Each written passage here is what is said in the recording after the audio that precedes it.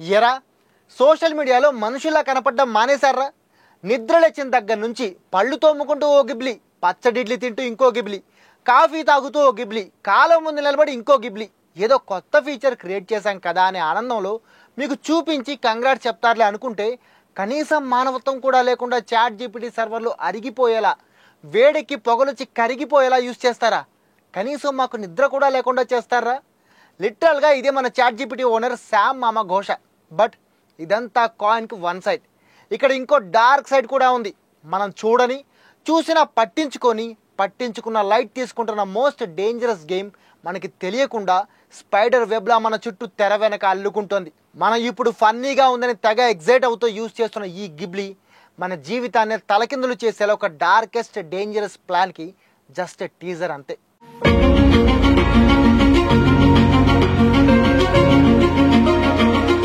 అంతా గిబ్లీమయో, గిబ్లీ మాయ. ఇప్పుడు ఎక్కడ చూసినా అంతా ఈ గిబ్లే నడుస్తోంది. గంటల్లోనే లక్షల మంది యూజర్లు ఈ గిబ్లీ మైకంలో పీకల దాకా మునిగి తేలుతున్నారు. ఇంతమంది యూజర్లు ఒకేసారి అటాక్ చేయడంతో చాట్ జీపీటీ సర్వర్లలో లోడ్ ఎక్కువై పొగలొచ్చేస్తున్నాయంట. ఆ దెబ్బతో Chat GPT owner Sam Altman కూడా షాక్ అయి షేక్ అయిపోతున్నాడంట. చాట్ జీపీటీ మాత్రమే కాదు, ఎలాన్ మామ గ్రోక్ కూడా ఇలాంటి ఫోటోలు ఇస్తుండడంతో ఇప్పుడు దాని మీద కూడా ఎగబడుతున్నారు యూజర్లు.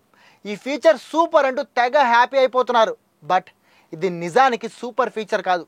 మనందరినీ మ్యానిపులేట్ చేసి బ్రెయిన్ స్టార్మింగ్ టెక్నిక్తో ఇల్యూజన్లో పడేసి మన లైఫ్ని కంప్లీట్గా కంట్రోల్ చేయడానికి క్రియేట్ చేసిన ఒక డార్క్ ఐడియా అంటూ జనాలకి కొంతమంది సీరియస్ వార్నింగ్ ఇస్తున్నారు.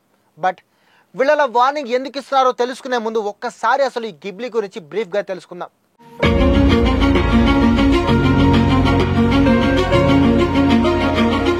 సోషల్ మీడియాలో ఒక కొత్త ఫీచర్ ట్రెండ్ అవుతోంది. Instagram, Facebook, X. ఇప్పుడు ఏ సోషల్ మీడియా ప్లాట్ఫామ్ ఓపెన్ చేసిన ఫీడ్ మొత్తం గిబ్లీ ఫోటోలతో నిండిపోతుంది. ఓపెన్ ఏఐ సంస్థ ఈ మధ్యనే చాట్ జీపీటీలో ఈ గిబ్లీ స్టూడియో యాప్ని యాడ్ చేసింది.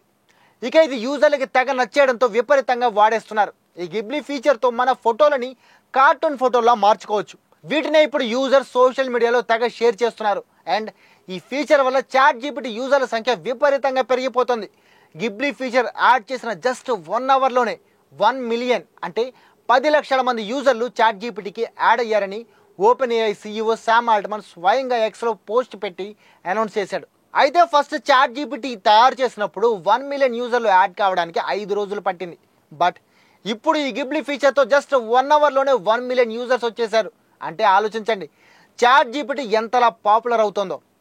అయితే ఇది మంచి విషయమే కదా. ఇందులో అంతా పొడి చేసే డార్క్ ఐడియా ఏముంది అనేగా మీ డౌట్. అక్కడికే వస్తున్నా. సాధారణంగానే గూగుల్, ఫేస్బుక్, ట్విట్టర్ ఇలాంటి సోషల్ మీడియా ప్లాట్ఫామ్స్ అన్నీ మన డేటా తీసుకుని స్టోర్ చేసుకుని వాటిని యూజ్ చేసుకోవడం ద్వారా మనకి కంటెంట్ సజెస్ట్ చేయడం అండ్ యాడ్స్ ప్లే చేయడం ఇలా చేస్తుంటాయి. అంటే మన డేటాని వాళ్ళు స్టోర్ చేసుకుని యూజ్ చేసుకుంటున్నట్లే కదా. అండ్ ఇది మనకి తెలిసిన ఇప్పుడు ఏం చేయలేం. బట్ ఇప్పుడు చాట్ జీపీటీ తెచ్చిన ఈ గిబ్లీ ఫీచర్ దానికి బాబు లాంటిదని వార్నింగ్ ఇస్తున్నారు కొంతమంది ఎక్స్పర్ట్స్. గూగుల్, ఫేస్బుక్, ట్విట్టర్లలో మనం పోస్ట్ చేసిన డేటాని తీసుకుంటారు. వాటిని మాడిఫై చేసే ఛాన్స్ యాక్సెప్ట్ ఉండదు వాళ్ళకి. బట్ గిబ్లీ విషయంలో మనం మన ఫోటోని మాడిఫై చేసే ఛాన్స్ మనమే స్వయంగా మన చేత్తో చాట్ జీపీటీకి ఇస్తున్నాం. ఇది ఫ్యూచర్లో చాలా పెద్ద డ్రాబ్యాక్ అయ్యే ఛాన్స్ ఉందనేది వాళ్ళ మాట. అంతేకాకుండా మనం మన పర్సనల్ ఫోటోలన్నింటినీ ఇలా గిబ్లీలుగా మార్చుకోవడానికి ఏఐకి ఇవ్వడం వల్ల అవన్నీ చాట్ జీపీటీ సర్వర్లలో సేవ్ కావడం అండ్ ఫోటోలతో మన ఫేషియల్ డేటాని కూడా ChatGPT AI bots analyse చేస్తుండడం వల్ల మన ఫేషియల్ ఫీచర్స్ అన్నీ ఆ చాట్ బాట్స్ చేతుల్లోకి వెళ్ళిపోతాయి. ఇక్కడ ఇంకో ఇంట్రెస్టింగ్ విషయం ఏంటంటే ఆర్టిఫిషియల్ ఇంటెలిజెన్స్ అనేది మన ఫోటోని స్కాన్ చేయదు. ఎలాగైతే కంప్యూటర్లో మనం ఎంటర్ చేసిన ప్రతి డేటా బైనరీ లాంగ్వేజ్ అంటే కంప్యూటర్లో అర్థం చేసుకుని 0, 1లోకి మారిపోతుందో సరిగ్గా అలాగే ఈ ఆర్టిఫిషియల్ ఇంటెలిజెన్స్ స్కానర్లు కూడా మన ఫోటోని స్కాన్ కాకుండా మన ఫేస్ని సేవ్ చేసుకుని దాని మెజర్మెంట్స్ తీసుకుంటాయి. ఆ మెజర్మెంట్స్ని యూజ్ చేసి ఒక ఫోటోని జనరేట్ చేసి మనకిస్తాయి. అంటే మన ఫోటో ఏఐ సర్వర్లలో పర్మనెంట్గా ఉండిపోతుందన్నమాట. ఒకవేళ ఇప్పుడు ఆ డేటాని తప్పుగా వాడకపోయినా ఫ్యూచర్లో దాన్ని ఒకవేళ ఈ కంపెనీలు ఏదైనా తప్పుడు పనుల కోసం వాడితే పరిస్థితి ఏంటనేది ఇక్కడ సమాధానం లేని $1 మిలియన్ ప్రశ్న.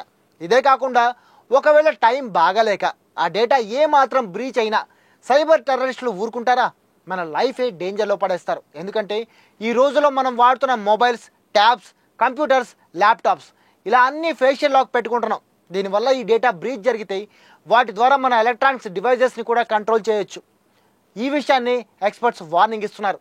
2021లో $5 బిలియన్ ఉన్న ఫేషియల్ రికగ్నిషన్ టెక్నాలజీ 2028 కల్లా దాదాపు 13 బిలియన్స్కి చేరుకోబోతోందని అంచనా ఉంది. ఆల్రెడీ మెటా, గూగుల్ లాంటి పెద్ద పెద్ద సంస్థలే వాళ్ళ ఏఐ మోడళ్లని డెవలప్ చేస్తూ వాటికి ట్రైనింగ్ ఇవ్వడానికి యూజర్ల ఫోటోలను యూజ్ చేస్తున్నారని ఎప్పటి నుంచో ఎలిగేషన్స్ ఉన్నాయి. అంటే మన డేటాని ఆల్రెడీ ఈ కంపెనీలు ఇల్లీగల్గా యూజ్ చేస్తున్నాయన్నమాట.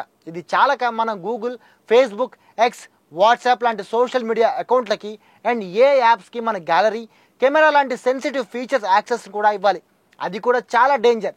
సో ఇక మీ చేతిలో ఉంది ఈ గిబ్లీ ఫీచర్లను యూజ్ చేసుకోవాలో వద్దో అనే డెసిషన్. అయినా నిండా మునిగిన వాడికి చలేంటి?